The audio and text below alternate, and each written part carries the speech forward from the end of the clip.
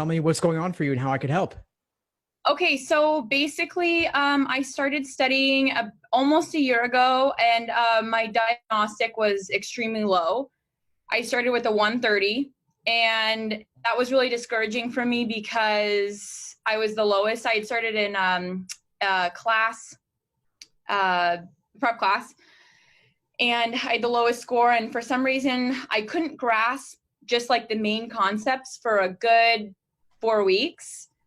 So for me, just kind of like getting used to the language and getting comfortable with that was really hard. And then I got off to kind of a rocky start because I didn't think the class was useful. So then I just decided, okay, I'm going to teach myself everything when actually what was going on was I needed just a little bit more time to get familiar with everything, So I started teaching myself everything, and that got really complicated because I kind of picked up on some bad habits and some things that I shouldn't have been doing just because I didn't have the knowledge ahead of time.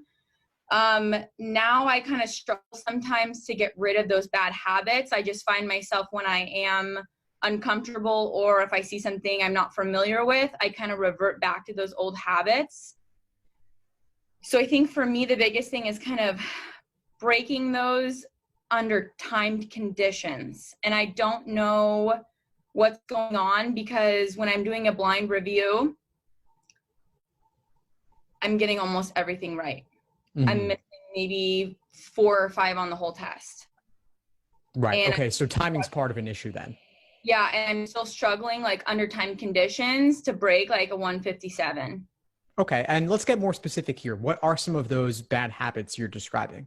Bad habits, I would say for reading comprehension specifically, I'm losing most of my points in comp, and I think I read the passage and I almost forget what I read. I'm not really sure how to utilize my time, I guess, because I'm not sure if the note taking, like, a lot of kids have discussed it, the note taking is helpful, if the highlighting is helpful, if nothing is helpful. I think I'm getting kind of caught up on like the answers, and I'm never getting the correct answer. It's always like the kind of the trap, and I don't know why I keep falling for it, I hear you. All right. So do you want to focus on reading comp a little bit for now? Yeah. If we could do that, that would be great. Sure. All right. So in reading comp, what is your default approach that you typically end up doing? Usually what I try to do, just because I would rather nail 3 of the passages and get them mostly correct versus try to tackle all 4 even and just blow it, what I've been trying to do is I've been trying to take 2 or 3 notes per paragraph. And when I say notes, I'll just write like 1 word. So if it's like view 1, view 2, sometimes I'll put like conflict, something like that, just something that reminds me. But even though I'm getting those main points written down, I'm still not answering the questions correctly, which is it's really throwing me off. Mm-hmm. Yeah. Okay. So we could even talk about down the line about whether to do 3 passages or 4 passages. I'll leave that question aside for now and say, if we're looking to do any passage and maximize success on it, what needs to happen? So you said that you're taking very brief, minimal notes on just a couple of words on each paragraph. Yes. But you're still not getting the main idea. Correct. And so then when I blind review, I look back at my notes because I'm like, okay, where did I go wrong with, am I not getting something? Am I writing something down that isn't there? Like, what's going on? And my notes are matching up with how I would blind review it, but my focus isn't there when I'm under timed conditions. Gotcha. Okay. And when we think about main idea of the passage as a whole, that's not a paragraph specific thing, right? Yeah. So when you read the passage initially, are you so focused on the notes and the summaries that you're actually not even asking the question of what's the main idea? And that totally could be. Like I said, I'm kind of I honestly don't know how to approach it at this point because I've even lost more points. The further I've dug into it, it seems that I've lost more points. Mm-hmm. At the get-go, reading comp was my strongest section, and now it's my worst section. And I kind of think that even going so far into it and just over stressing about it has almost done me a disservice. Yeah. Sometimes the more work you do, the worse you end up doing. Yeah. So let's slow it down for a second. What if, as an exercise, you read the 3 passages in a section that you want to solve, and you did nothing but walk away with the main idea for each one? You just ask, what's the main idea of this passage? Aim to solve that question alone. Don't even think about paragraph summaries, and see what that changes for you. Okay. So when I go into the questions, nothing else, just the main idea. Yeah, so passage 1, read it for the main idea, solve any main idea related questions. So that could be main idea, primary purpose. Mm-hmm. Maybe if there's a title question or a tone question, maybe you could do those too. But that's all I'd be thinking about, is those general global questions that are really meant to be warm-ups. And they might not be the first question in the section. You might want to do things out of order ultimately, but for now, just aim to solve those kinds of questions based on your initial read. And later we can add in things on the details. Okay. Okay, so just for now, do that. The only problem is I guess I do take the test here in 2 weeks. Mm-hmm. So I'm taking the June, and like I said, I wanna be able to utilize my time, I guess, and change anything at this point that I'm able to change. I don't wanna. It's kind of hard to, I think, restructure everything in 2 weeks. You know, I think a lot of kids are in the same boat, but is that doable in 2 weeks or no? It's never too late to make a small tweak to your approach or to gain an insight that could lead to a massive improvement. Okay. So we're not talking about fundamentally revamping your understanding of this exam as a whole. We're talking about making a tactical change in terms of what you look for going into reading a passage. Okay. All right, that makes sense.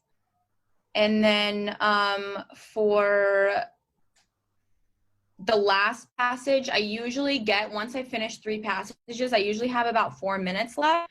So with that last passage, let's just say worst case scenario, would you recommend going through then and picking out the questions that I can search through the last passage for without even reading it? Or what would you recommend I do with those last remaining 4 minutes? Go back or go forward with just trying to pick out any answers that I can find?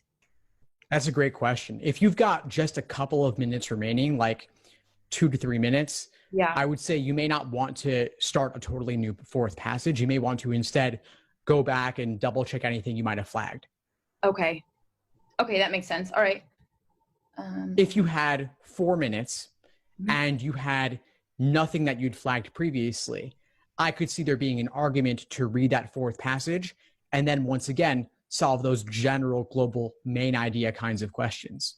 Okay. I wouldn't get into all the details. I would simply once again read the passage with an aim towards getting the main idea and the author's opinion.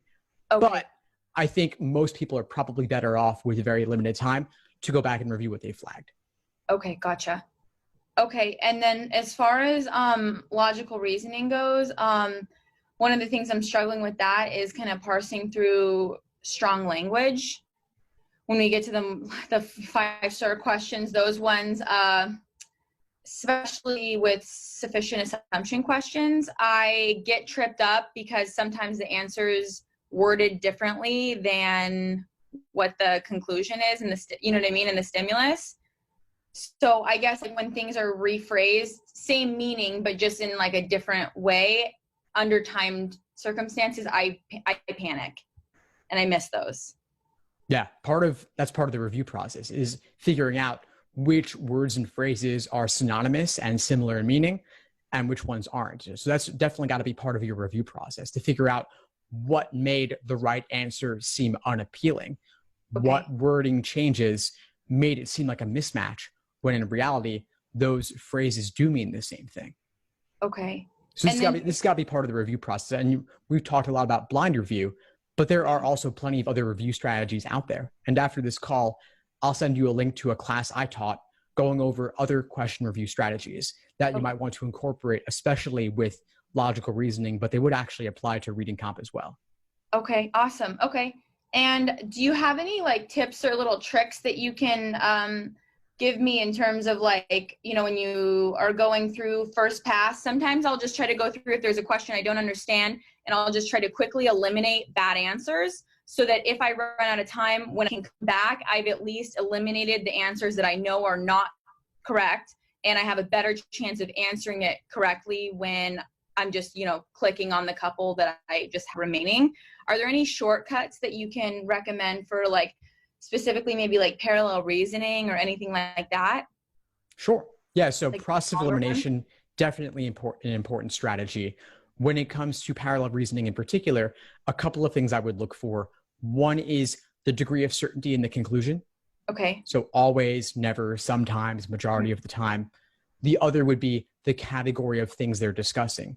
So that would be like all people versus all people who take the LSAT versus most people who take the LSAT.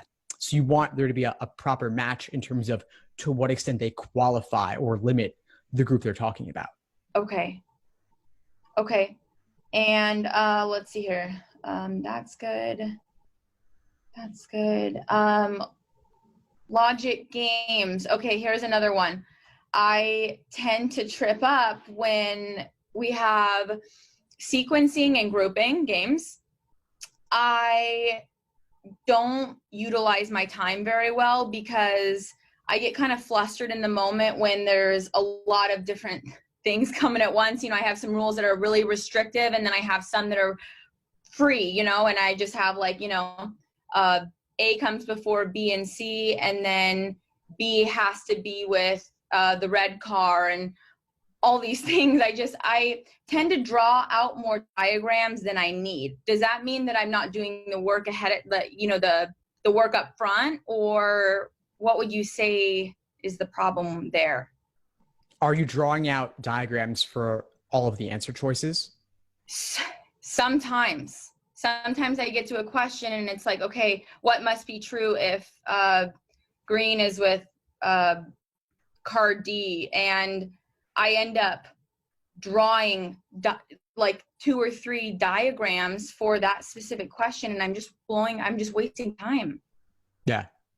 I mean, drawing out 2 or 3 could be okay. It all depends on the specifics.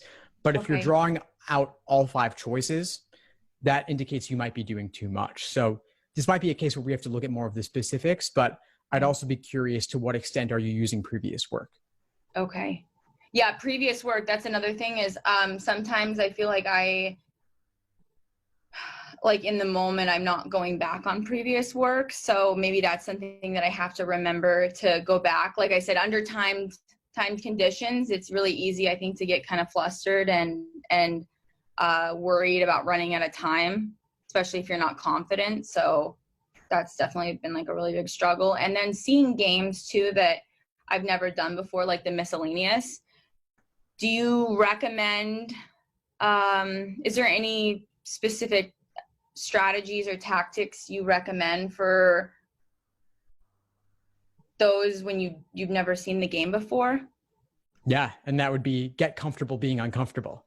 So do a bunch of those, get used to throwing yourself for a loop and having to adapt, and recognizing that while the game may appear different, it may appear new, the same general principles that apply to all other games apply to these also. And so I would drill those as a separate category. Not that necessarily they all have something similar to each other, but simply the fact they are unique. Okay. And then in order to kind of get quicker and drill, would it be harmful to cut time back even like 5 minutes to get used to just going really quick? Or do you think that could be kind of detrimental? You mean to aim to complete this section in 30 minutes rather than 35? Yeah. That could be pushing it a little bit. Okay. Do you have experience doing all 4 games in a section under time? Yeah. Yeah. Awesome. And it really just varies. Like I said, like sometimes that 5 minutes, I'll be completely honest, and I can't explain it. There are some times where I can complete a whole section of games in 30 minutes and miss 2 or 3. And then there's sometimes where I'm running out of time and I'm still missing those. So I guess I'm trying to figure out like what's going on, like why there's such a big gap. Yeah. Well, games are different. Game sections are different. Some sections are harder than others. So Yeah. variation is normal. It's kind of funny though that you're asking, should you aim to do all 4 games in 30 minutes when we're talking about doing 3 reading comp passages, not 4. So everyone has their areas of strength and weakness, right? Yeah. Yeah. So yeah, I mean, if you want to aim to complete it with a little bit of a buffer, I think that's great. I think 5 minutes might be a little bit too big a buffer. That means you're working too fast. But if you could do it in 32 or 33 minutes to have a little bit of time to go back and review, that's certainly not a bad thing to happen. It happens. A lot of students can ultimately get there. And I think that sort of thing is actually typically most useful on logical reasoning, because to go back and review questions you flagged, they're all bite-sized and individual, not as much reintroduction you have to do. Yeah. Okay. And then in terms of the next 2 weeks, like, where do you recommend I spend my time then? Because I want to make the most of the 2 weeks, and I want to put forth efforts in areas that you think that I can probably change and make a difference for my score. So do you think I should focus mainly on reading comp, or do you think I should solidify kind of like the timing with the games and make sure that I'm getting every question correct in games? 2 weeks before the exam, you want to be taking time to practice tests. Yeah, I take one every other day. Cool. So just make sure that you're reviewing those in sufficient detail, in sufficient depth. And like I said, I have a class recording I'll send you related to this, and you could implement that for your review on logical reasoning and reading comp. We talked about a lot that we also talked about for reading comp as an exercise, simply reading for the main idea. Okay. Yeah. In logical reasoning, we talked about process of elimination. Yeah. And in logic games, we talked about using previous work more systematically. And so those are all things to incorporate either while you're taking these practice tests or during your review process. So I would still be working in all areas, and I would incorporate it as a supplement to what you're already doing. Okay, yeah, that's confusing for me because I do incorporate that in the blind review process, and I think that's why there's such a big gap, is because I know I'm doing everything right in the blind review. I'm writing out which answers are wrong, why they're wrong, which answer is right, and why I think it's right. It's very detailed, and usually I'll spend like 6 hours on blind review for the whole test. So I'm going so in depth with that, but I don't understand why it's not sticking, like I said, under timed, and there might just be maybe like a lot of pressure on my end. So maybe I'm making mistakes because I feel just, like a lot of pressure. I'm not sure. Yeah, well, blind review can get exhausting after a certain point. I'm not surprised to hear it would take so long to do that, even just for one exam. And so you may not need to do it every single exam, every single time for the entire sections. You may want to use it as a tool in more limited situations, and that way you have the space to bring in these other things we've talked about as well. Okay. Sorry, one more question. I just thought of it. Sure. In terms of flaw questions, a lot of the harder flaw questions are, sometimes I see flaws that aren't on the main list of, flaws. And so I guess, how would you approach a question if you think you're kind of heading in that direction where you're like, okay, this is definitely a question where the flaw does not fall on that list? Process of elimination or skip? I would say neither one necessarily. Actually, most flaws don't fall within a classic list. Most flaws are simply the author is failing to consider something, or they're taking something for granted. And those are really two sides of the same coin, depending on how you look at it. They're just making assumptions they shouldn't have made. That's all. And so that requires real world engagement, like you were having a conversation with somebody. But you can still predict or prephrase the mistake that they made. So I don't think that this requires a process of elimination in particular. And I certainly wouldn't skip it on that basis alone. I think the majority of flaws actually are not your classic logical fallacies like personal attacks or correlation causation. So just engage with the arguments. Okay, great. Yeah, I think that's it. Those are my only questions really at this point. And I think that reading comp for sure, if that gap can kind of be closed and just maybe have a better understanding of things, that could definitely help with a lot of points. Excellent. Well, I'm really glad we connected. Before we sign off, what would you say is the biggest insight you got from our call today? I would definitely say that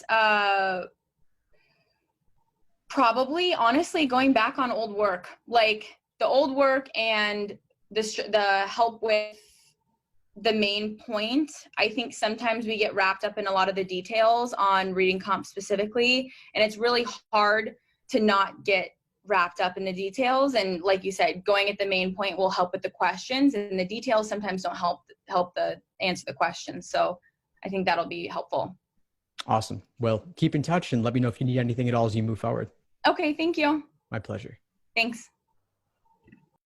Thanks for tuning into the show. Please subscribe if you haven't done so already to be notified of new episodes as I release them. And feel free to reach out if you need anything at all as you move forward with your prep. I'm happy to help however I can. In the meantime, I'll wish you all the best and take care.